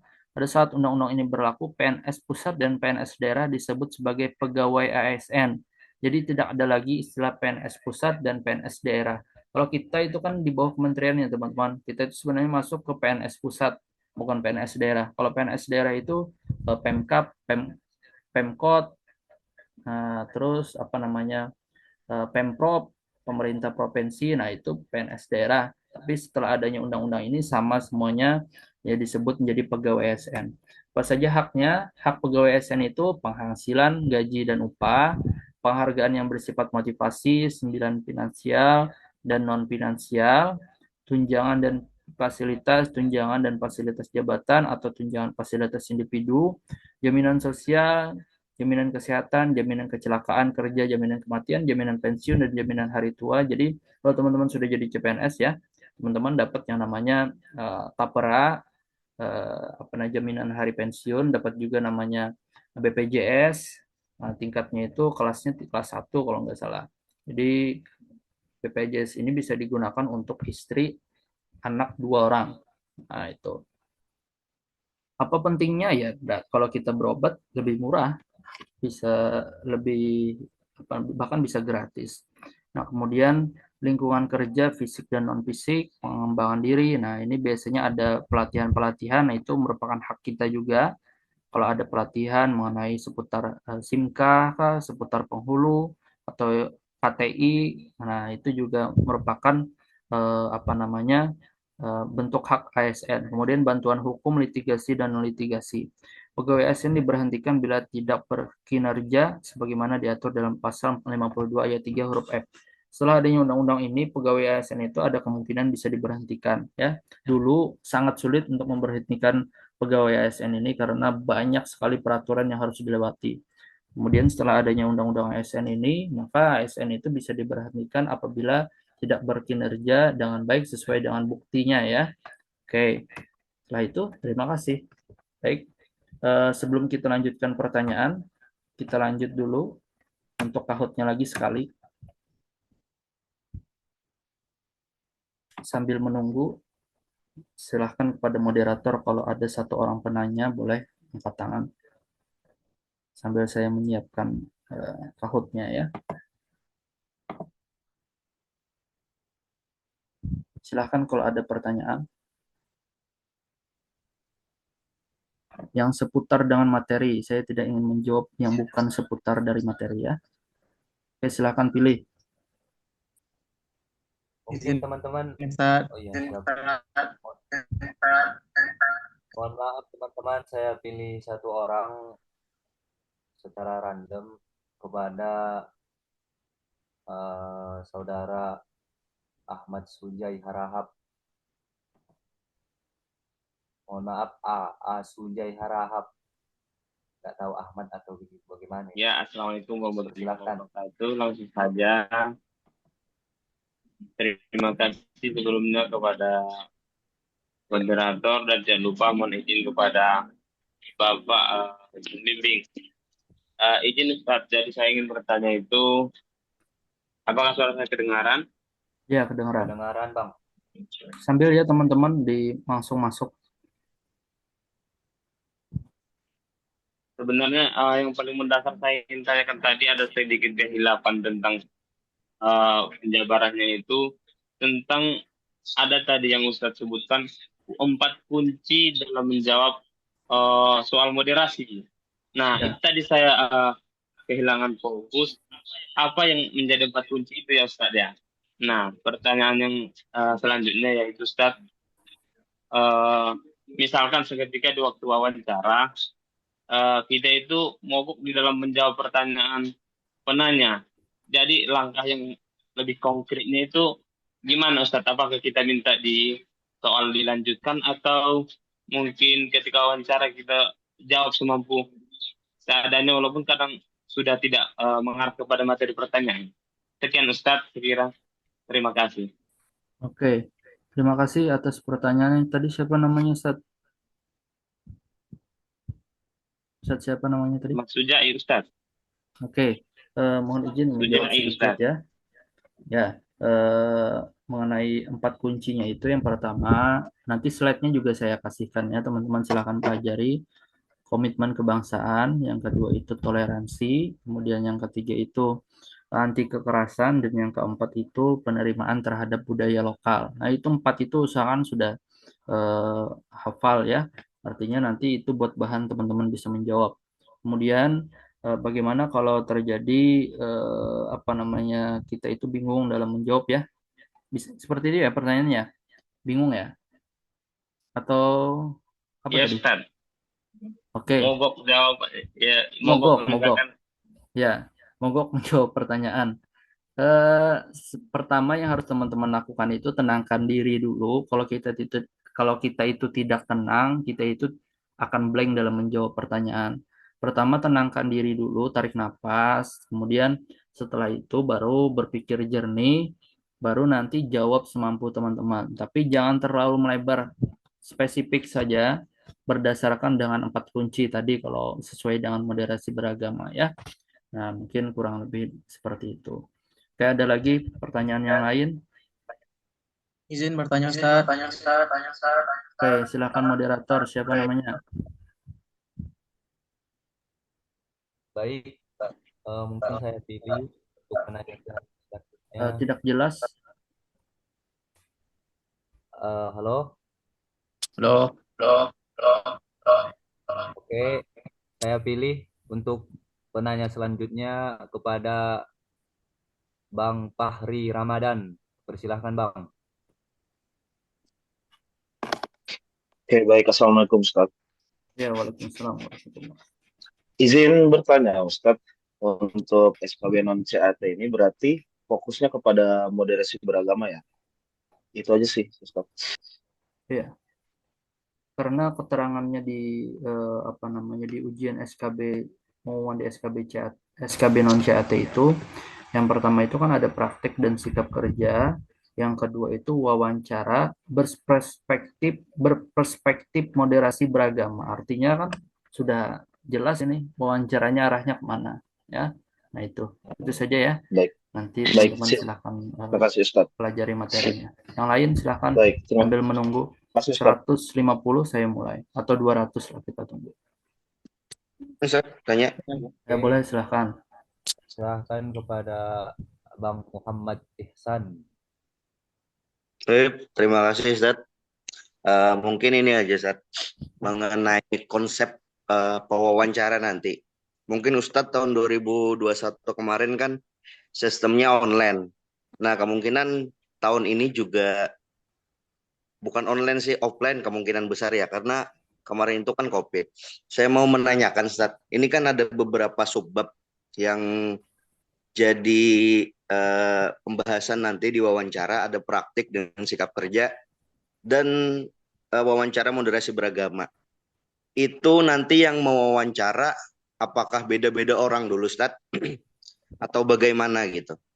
Apakah satu orang mewawancarai semua subbab itu apa bagaimana? Mungkin itu aja, Ustaz. Oke, terima kasih atas pertanyaannya Ustadz. Siapa namanya? Muhammad Ehsan, Ustaz. Muhammad Ihsan, Ustadz Muhammad. Dari Kanwil mana, Ustadz? Kalimantan Selatan, Ustaz. Oh, siap, Masya Allah. Nah, apa namanya, untuk teknisnya mengenai wawancara ini, saya izin koreksi ya. Walaupun kemarin COVID, tetapi pakai Zoom. Belum tentu tahun ini juga tidak pakai Zoom, karena ada yang mendaftar di Kalimantan Selatan, itu bukan orang sini. Bisa jadi dia pakai Zoom, masa dia harus datang dulu ke sini kan? Nah, karena dan banyak pun seperti itu. Ada yang mendaftar di Jawa, eh, kemudian dia mendaftar di daerah Papua misalnya. Nah, kan dia belum fix lulus, jadi mungkin nanti bisa ada dua opsi, bisa jadi offline tadi sesuai dengan apa yang antum katakan, bisa jadi online, tapi dia tetap hadir di tempat ujian dengan mengisi kehadiran dan lain-lain. Nanti waktu di kelas itu Zoom dengan pengujinya. Nah, itu bisa jadi ya opsi kedua, tapi kemungkinan besar prediksi saya bisa jadi, bisa iya, bisa salah. Yang versi kedua tadi, kita datang ke tempat tapi dengan cara Zoom. Materinya apa namanya, pengujinya di lain tempat tapi dengan cara Zoom seperti ini juga. Kemudian yang kedua, untuk teknisnya mengenai eh, apakah berbeda penguji dalam menanyakan subtesnya ya. Nah, dia gini sistemnya teman-teman. Ada praktek kerja dan sikap kerja itu biasanya dilaksanakan sehari, dan wawancara itu biasanya dilaksanakan sehari. Jadi tidak digabung dua-duanya. Kalau tahun kami ya, jadi praktik kerja dan sikap kerja satu hari, besoknya baru kita ke SKB lagi mengenai wawancara. Nah, pengujinya pun berbeda. Nah, dan pengujinya pun kalau yang praktik kerja dan sikap kerja biasanya bapak-bapak kanwil dari bidang urusan agama. Nah, kemudian kalau yang wawancara ini yang lebih ke perspektif moderasi beragama ini biasanya dosen-dosen yang menjadi penguji, dosen-dosen UIN kah, dosen-dosen eh, mana kah yang bisa melihat kita ini arahnya cara berpikirnya itu sudah moderat kah atau belum. Nah, mungkin kurang lebih seperti itu Ustadz Ihsan ya. Oke, sambil nunggu lagi sampai 200 saya mulai. Silakan satu lagi penanya boleh. Baik, Izin Ustaz. baik, saya Boleh, silakan. serahkan kepada, ini sudah oke dari tadi nih saya lihat, Bang Petra Yu Henry, monggo Bang. Bismillahirrahmanirrahim. Terima kasih moderator. Mohon izin Ustaz. Tadi memang sudah jelaskan ada 4 indikator moderasi beragama. Kemudian ada juga beberapa bentuk soal wawancara dalam moderasi beragama. Tetapi saya memang agak Ustaz, agak kaku dalam menjawab hal-hal semacam itu. Bolehlah sedikit di-spill Ustaz. Maksudnya dari pertanyaan-pertanyaan itu, ini mengarahnya kemana sih? Nomor yang ini mengarahnya kemana sih? Meskipun ujung-ujungnya kita menalar Ustaz. Nah, tapi setidaknya kami tahu ini indikatornya yang nomor satu, atau indikatornya ini yang toleransi, ini indikatornya apa namanya, gitu. Tolong di sedikit Ustaz. Oke, Kita aja barangkali Ustaz. ya siap. Ustadz siapa namanya? Petra Ustadz Henry Petra. Ustaz. Oke, mohon izin menjawab mengenai pertanyaannya tadi. Memang sengaja saya tidak spill karena saya yakin teman-teman itu kan sudah lulus S1 ya, bahkan sudah ada yang S2. Masa sih tidak bisa bernalar dengan baik gitu. dengan 4 kunci tadi. Nah, menurut saya. Nah, tapi kalau teman-teman minta arahkan, nah, saya kasih clue. Kalau ada yang mempertentangkan antara agama dan negara, maka itu arahnya ke komitmen kebangsaan. Kalau ada yang mengarah ke agama dengan agama, maka itu mengarah ke toleransi. Kalau ada yang mengarahkan untuk memperbuatkan suatu tindakan ekstrim atau kekerasan, maka itu mengarah ke eh, anti kekerasan. Kalau ada pertanyaan yang mengarah ke diundang ke tempat acara hukum adat atau apa misalnya, yang penting di dalam batas koridor keyakinan agama kita. Nah, itu masuknya ke dalam penerimaan terhadap budaya lokal. Nah, itu clue-nya ya. Kalau ada yang mempertentangkan, nah itu masuk ke komitmen kebangsaan antara negara, antara Pancasila dengan antara hukum agama dan hukum negara katanya. Itu masuk ke komitmen kebangsaan. Kemudian kalau ada agama dengan agama dibenturkan, misalnya terjadi perselisihan, maka kita harus berupaya untuk kiranya toleransi. Nah, dan lain hal lah. Itu teman-teman bisa menjabarkannya. Nah, itu sudah clue-nya. Oke, agar tidak terlalu lama, kita mulai di 211. Kita hitung 1, 2, 3. Oke, siap-siap ya.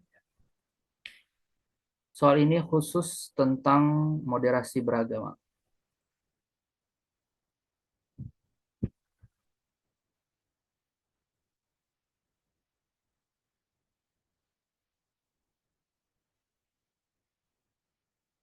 Oke, silakan. Kalau nge-like kita ulang. Nge-like ya? Iya, Sat, nge-lag, Sat. Klik, Sat. Nggak bisa klik jawaban. Oh, nge-like ya? Nge-lag, Sat. Oke, wait.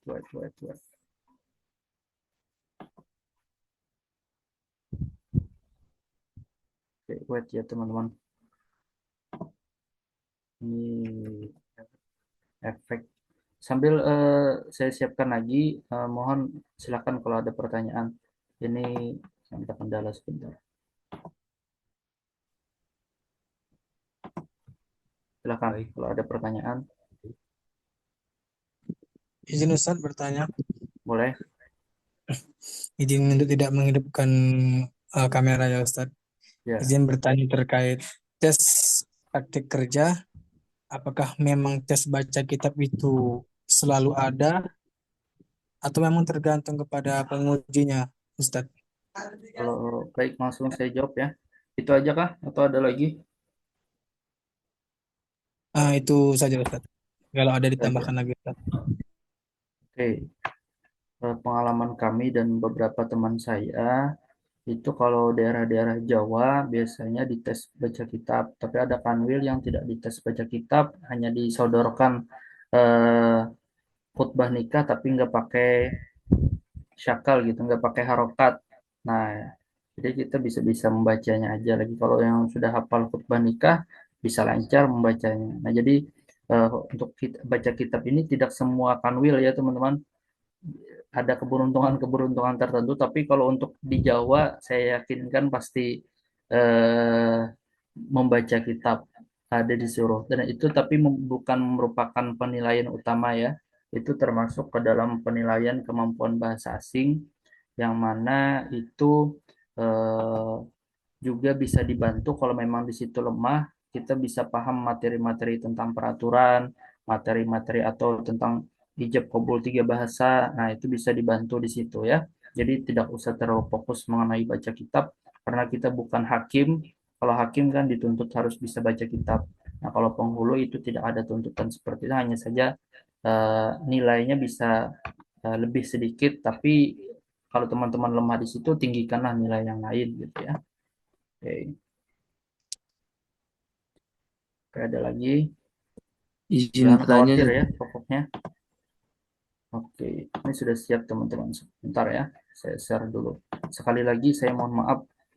Sekali lagi apa namanya, untuk Kahootnya bagi teman-teman yang mungkin sudah mengantuk, ya saya persilahkan juga kalau tidak mau mengikuti ya monggo dipersilakan, saya tidak ada paksaan.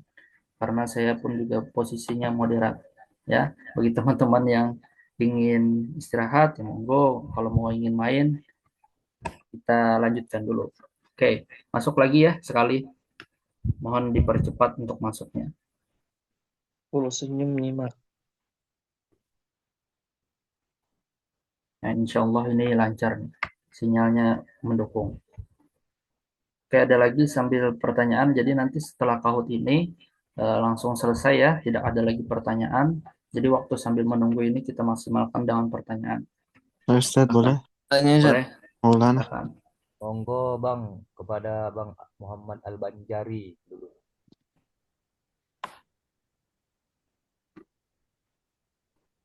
Silakan. Siapa yang bertanya? Apa? Saya aja Ustadz, bentar ya. Ya. Iya baik Ustadz, terima kasih kesempatannya. Sederhana pertanyaannya, namun mungkin penting untuk kami ketahui agar bisa menyusun strategi menjawab. Apakah Ustadz tahu durasi per orang dalam wawancara atau praktik kerja Ustadz? Biasanya sekitar berapa menit Ustadz? Ya, izin menjawab. Durasinya itu sekitar 30 menit satu sesi. Satu sesi itu artinya praktik kerja itu 30 menit, wawancara itu 30 menit. Tapi itu beda hari biasanya.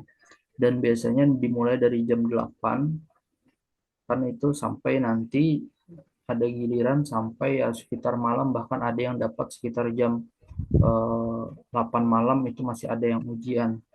Nah, nanti datangnya itu pun tidak harus dari pagi, menyesuaikan kalau bisa sejam sebelum ujian. Nah, itu baru bisa datang. Misalnya ujian kita itu mulainya habis Isya untuk jam 8. Nah, berarti kita datangnya usahakan jam 7 misalnya. Tapi tidak harus dari pagi. Jadi kurang lebih untuk teknis SKB non CAT seperti itu ya. Tapi nanti tunggu saja pengumuman resmi dari Kementerian Agama untuk teknis detailnya. Kemudian ada lagi yang mau bertanya? Izin Ustaz bertanya. Boleh, silahkan. Ustaz, izinkan. Saya Faisal Amin Ustaz dari Kalimantan Barat. Ya, Izin bertanya Ustaz terkait moderasi ini kan 10% Ustaz ya. Kemudian praktik kerja itu 40%. Sedangkan kemarin apa namanya yang di dalam live Kementerian Agama itu bahwa Kemenak itu akan ingin melahirkan PNS yang bermoderasi beragama lah. Apakah dalam misalnya moderasinya itu tidak mumpuni tapi praktik kerjanya sangat mumpuni, apakah sangat berdampak Ustaz? ya. Oke. Izin menjawab pertanyaannya, Ustaz. Sudah saya sampaikan di SKB praktek kerja kemarin, nilai SKB praktek kerja itu 40%, nilai moderasi beragama itu 10%. Nah, maka dari itu sebenarnya kalau bisa lebih difokuskan ke praktek kerja dan sikap kerja itu, karena nilainya 40%. Nah, tapi tidak menutup kemungkinan juga di 10% ini ya teman-teman persiapkan. Karena wawancara ini kan tidak terlalu apa namanya, tidak terlalu sulit, hanya menggunakan nalar dan kemampuan kita dalam menjawab saja lagi. Tapi kalau praktik kerja itu ya kita harus tahu bagaimana ijab kabul, kita harus tahu peraturan pernikahan di Indonesia, fikih munakahatnya bagaimana dan lain-lain. Nah, itu yang harus kita lebih usahakan effortnya gitu. Ya, jadi untuk wawancara ini makanya saya kasih di akhir untuk wawancara ini karena tidak terlalu urgent sebenarnya, tapi cukup penting bagi teman-teman tahu karena Kemenak itu ingin ASN-nya itu perspektif moderasi beragam. Ya, oke. Jadi kita gini, satu lagi ya, boleh? Silahkan. Izin, Boleh. izin. Ini terkait tentang praktik kerja Ustaz.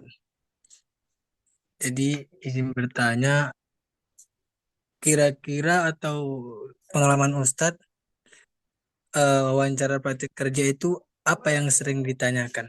Atau semua kisi-kisi yang ada itu muncul dan ditanyakan atau memang ada yang inti-intinya saja Ustadz? Terima kasih Ustadz. Baik. Terima kasih atas pertanyaannya. Kemarin kan sudah saya jabarkan kemungkinan-kemungkinan pertanyaan, yang mana bisa jadi ada beberapa pertanyaan ditanyakan ke kita, beberapa pertanyaan ditanyakan ke orang lain, yang mana berbeda pertanyaan yang ditanyakan oleh penguji, tapi itu rangkuman yang saya tanyakan ke teman-teman yang sudah apa namanya ujian, baik itu di Kanwil Kalsel sendiri maupun dari Jawa, atau pasti tidak jauh dari yang rangkuman saya. Bahkan mungkin kalau yang lain-lain itu lebih sedikit kemungkinan pertanyaan. Kalau kemarin kan saya kasih itu 23-an. Nah, itu kuasai aja inti-inti dari pertanyaannya itu. Nanti misalnya rukun nikah berapa, sebutkan. Nah, sebutkan kan. Kemudian iddah cerai mati berapa kan. Seperti itulah. Nah, itu yang harus teman-teman persiapkan ya. Jadi ada arah yang mana teman-teman itu belajar. Nah, mungkin kurang lebih seperti itu. Oke. 15 lagi nih, sampai 200 kita mulai. Masih loading Ustadz. Masih loading? Siapa yang masih loading? Saya Tat juga loading. Oh, kalau Iya, Ustadz. loading berarti Lama, Zat. sinyal antum Loading ya. lama. Oke, siap-siap ya. Ini 200 kita mulai. Habis ya pertanyaannya? Atau ada di kolom chat yang bertanya? Izin Ustaz. Boleh, silakan satu lagi. Ustaz, ingin bertanya nih Ustaz, mengenai tentang yang dikatakan Ustaz tadi penilaian apa namanya SKB. SKB itu ada nggak Ustaz seperti SKD PG-nya, ketentuannya seperti itu? Gimana? Nggak nangkap lagi saya. Mengenai ujian SKB nih Ustaz. Ya, SKB apa dulu nih? SKB CAT kah? SKB non CAT kah? Kedua-duanya. Kedua-duanya, oke. Baik CAT maupun non CAT. Apakah ada ketentuan seperti SKD itu? Kalau SKD kan ada PG-nya kan, passing grade. Oh, ya. Ikhlas segala macam. Nah, kalau SKB ini apakah ada seperti itu juga atau tidak, Ustaz? Saya izin jawab ya langsung ya. Tidak ada. Jadi yang penting itu teman-teman kuat-kuatan sundulan aja lagi. Artinya kalau teman-teman itu bersaing, belum full senyum, itu teman-teman harus bertarung dan bertanding kuat-kuatan sundulan dan kemampuan ya. Nah, tolong dipersiapkan baik-baik. Kalau di Kalsel, kalau di Aceh itu biasanya, kalau di Jatang itu pertarungan anak pondok nih biasanya penghulu ini. Jadi bagi yang bukan pondok tetap harus bertanding juga teman-teman. Ikut bimbel ini pun adalah salah satu usaha ya. Dan yang saya sudah arahkan agar kiranya pola pikir teman-teman itu terarah dalam belajar. Jangan sampai teman-teman ke sana kemari tidak terarah ya. Saya mohon persiapkan yang inti-intinya saja.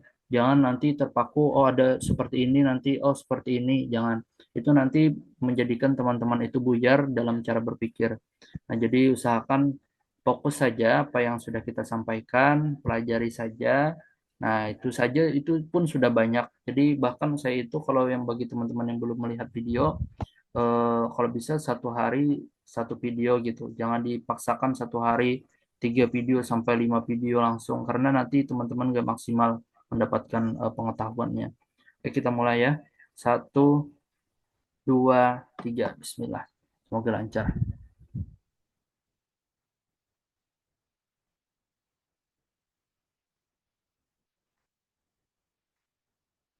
Yang nggak bisa masuk silahkan nonton aja ya.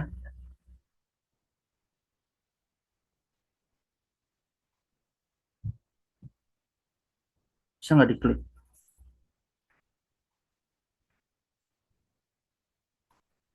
Nggak bisa? Bisa Ustaz. Bisa ya? Bisa Ustaz. Oke, alhamdulillah. Semoga lancar nih.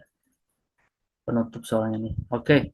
Sikap yang harus dilakukan kepada teman yang berbeda agama adalah menghargai dan menghormati dengan ibadah masing-masing. Ya, oke, betul.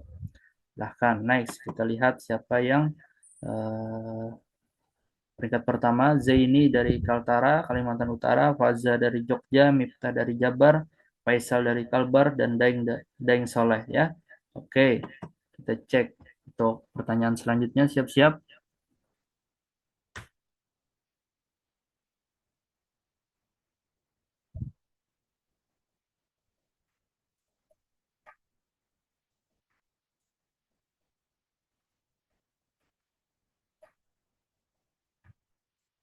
Hati-hati ya, dilihat baik-baik. Baik, moderasi dalam Al-Quran itu disebut dengan wasatiyah, diambil dari kata ummatan wasaton. Ya, di dalam Al-Quran itu ada ya. Nah, itu tawazun itu seimbang, khairu ummah ada umat terbaik, umatan Islam itu juga umat Islam, yang betul itu umatan wasaton ya. Nah, oke, kita cek. Oke, Zaini Kaltara langsung jatuh, kemungkinan dia salah. Palja Jogja naik, Miftah Jabar naik, Bengkulu Jaya datang, masuki peringkat ketiga, Akmal nomor 4 dan Gunners nomor 5. Oke, lanjutkan nomor 3.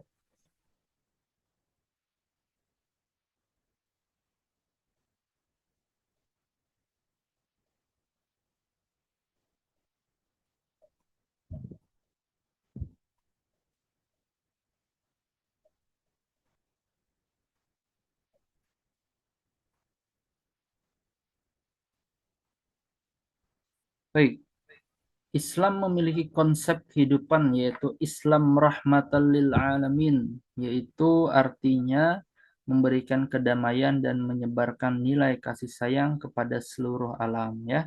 Nah, ini masih banyak yang betul sudah ya.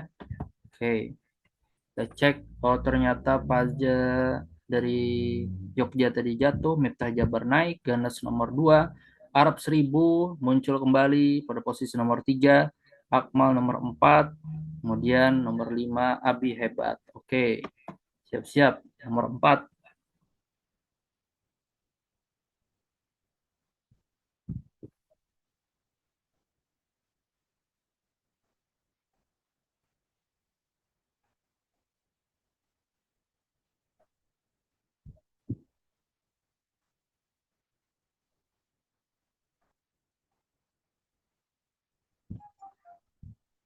Oke, alhamdulillah. Pokoknya kalau ada keseimbangan, toleransi, nah itu berarti ruang lingkup moderasi beragama ya. Oke, kita cek apakah bertahan. Oh, ternyata ada yang jatuh juga. Tapi Miftah Jabar masih nomor 1, Khalilur Rahman nomor 2, Bengkulu Jaya nomor 3, Arab 1000 nomor 4, Ganas nomor 5. Oke, siap-siap.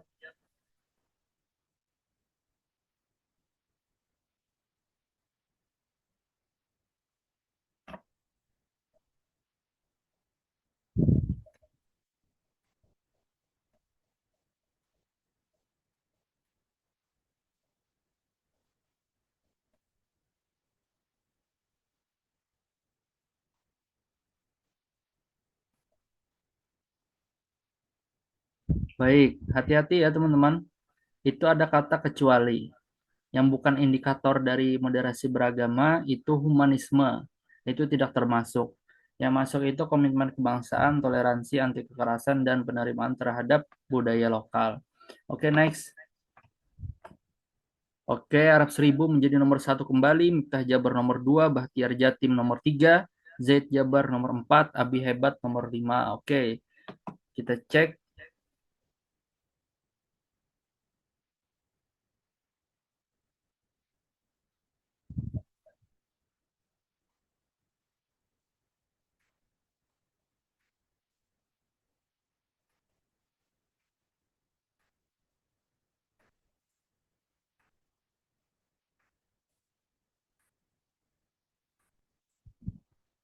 Baik, jangan terkecoh ya, ada kata kecuali. Nah, kalau orang radikal itu biasanya mengklaim kebenaran tunggal, menyesatkan kelompok lain yang tidak sependapat, kemudian mudah mengkafirkan orang lain, kemudian berlebihan dalam beragama. Nah, yang betul itu individu atau kelompok sosial terjamin hak-haknya sebagai manusia bermartabat. Oke, Arab 1000 masih bertahan. Miftah Jabar nomor 2, Penghulu Jambi muncul di nomor 3, Gunners nomor 4, dan Kang Den nomor 5. Oke, siap-siap nomor 7.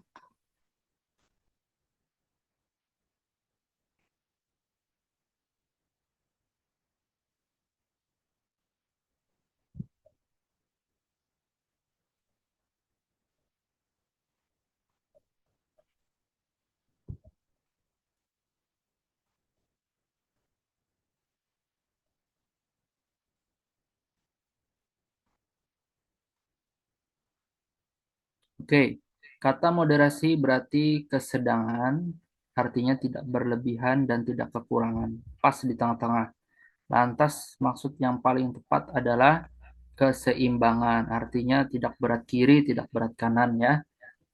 Oke, oke masih bertahan. Oh ternyata nomor 3 jatuh, naik es gini guys. Oke, Arab 1000 nomor 1, Miftah Jabar nomor 2, Gunners nomor 3, Kang Den nomor 4, es gini guys nomor 5. Sulit-sulit banget.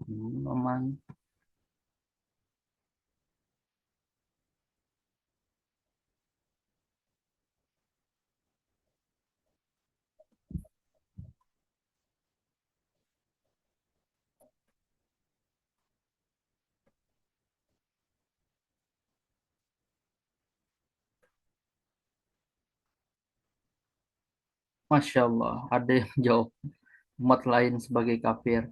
Itu tidak moderat ya teman-teman. Itu saya tandain orang yang menjawab itu tuh. Itu pola pikirnya bisa masih belum moderat. Ya, oke. Yang betul itu menjiwai ajaran agamanya dan bersikap tawazun atau seimbang. Kita cek apakah masih bertahan. Oh ternyata nomor 4 jatuh dan Arab 1000 masih bertahan. Miftah Jabar nomor 2, Ganes nomor 3, Penghulu Jambi naik kembali di nomor 4. SGNGS nomor 5. Oke. Pertanyaan ke-9.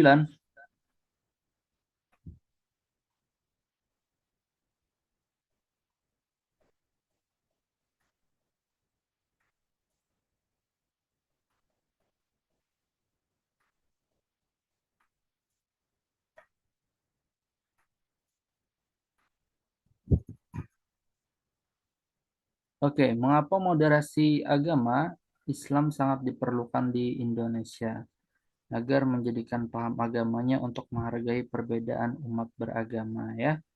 Nah, agar bisa memecah persatuan salah, agar bisa menjadi alasan untuk intoleran itu artinya tidak toleran ya. Kalau intoleran itu tidak toleran, mendorong manusia bermusuh dan beragama jelas salah.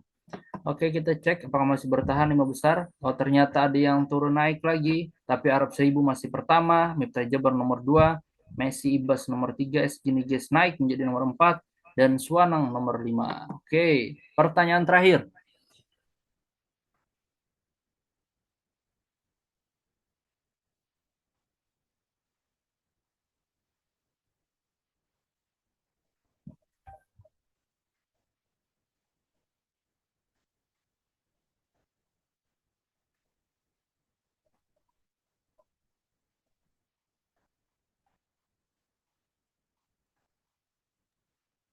Baik, di bawah ini merupakan contoh sikap moderasi beragama dalam kehidupan sehari-hari kecuali ya. Nah, ini jangan tertipu ya teman-teman, karena saya ada tulis tidaknya di situ. Melaksanakan ajaran agama yang dianutnya dengan tidak baik dan tidak benar. Nah, makanya berhati-hatilah dalam membaca. Kita cek apakah masih bertahan 5 besar ini atau ternyata ada yang jatuh. Oke, posisi nomor 3 kita lihat Maulani. Posisi nomor 2 Messi Ibas dan posisi nomor 1 Miftah Jabar. Tepuk tangan semuanya. Oke. Alhamdulillahirrabbilalamin. Terima kasih semuanya atas partisipasinya dalam mengikuti Bimbel SKB Penghulu. Saya sebagai pelaksana dan penyelenggara bimbel ini, saya memohon maaf kepada teman-teman semua kalau ada pribadi saya kurang berkenan dan punya banyak salah kepada teman-teman. Saya memohon maafnya dan terima kasih juga atas partisipasinya dan mohon berkenan boleh nanti follow Instagram saya, YouTube, subscribe dan nanti boleh dibikin snapnya biar nanti saya posting juga boleh atau boleh kasih testimoni lah yang baik-baik agar kiranya yang mungkin tidak ikutan pada pembelajaran malam hari ini itu jadi penasaran dan ingin belajar gitu ya. Oke, terima kasih sekali lagi. Besok kita lanjutkan pertemuannya dan insya Allah dengan Ustadz Adib penghulu dari Kabupaten Tanah Laut juga sama dengan saya dan beliau seangkatan saya juga dan beliau yang akan menjadi pengujinya. Dan mohon nanti ini saya tulis dulu. Kalau Miftah Miftah Jabar, Miftah, betul ya namanya Miftah ya? Dari Jabar ya. Nah, kemudian Messi Ibas, mohon dinyalakan mic-nya. Dari Kanwil mana?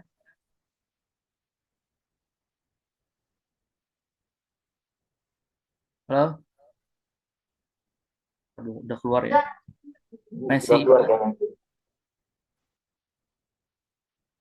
Messi Ibas, kemudian Maulani dari Kanwil mana? Dari Kanwil mana? Oh, Jabar ya. Oke, nanti kita cek nanti besok kalau ada beberapa orang yang nggak hadir, nanti yang 3 besar ini juga bisa maju untuk simulasi besok. Silakan bagi yang ingin menonton, monggo dipersilahkan. Yang ingin belajar bagaimana langsung simulasi, langsung pertanyaan yang bertubi-tubi mungkin dalam waktu yang tidak terlalu lama. Nah, silakan kalau mau belajar, besok silakan hadir di Zoom berikutnya ya. Saya sekali lagi mohon maaf apabila ada salah kurang dan khilafnya. Kami tutup. Allahumma wafiq ila aqwamit thoriq. Assalamualaikum warahmatullahi wabarakatuh. Waalaikumsalam warahmatullahi Terima kasih Ustaz. Terima kasih Ustaz. Terima kasih Ron Ustaz. Thank you Ustaz. Benar. Barakallah Ustaz. Doain Ustaz masuk.